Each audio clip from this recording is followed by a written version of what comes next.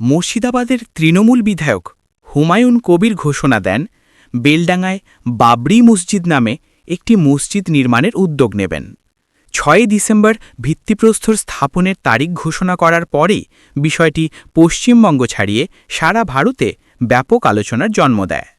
হুমায়ুনের বিরুদ্ধে সামাজিক মাধ্যমে ও বিভিন্ন মহল থেকে তীব্র সমালোচনা ও হুমকির অভিযোগ ওঠে।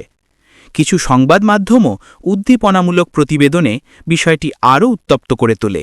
ঘটনার জেরে তৃণমূল কংগ্রেস তাকে দল থেকে বহিষ্কারের সিদ্ধান্ত জানায়। তবুও হুমায়ুন কবির জানান, স্থানীয় মানুষের সমর্থনে তিনি মসজিদ নির্মাণ কাজ চালিয়ে যাবেন। মুসলিম প্রধান মুর্শিদাবাদ অঞ্চলে এই ঘোষণা জনমত সৃষ্টি করেছে এবং অনেকে স্বেচ্ছায় শ্রম দেওয়ার ইচ্ছে প্রকাশ করেছে। ৬ ডিসেম্বরকে কেন্দ্র করে বেলডাঙায় ব্যাপক প্রস্তুতি চলছে।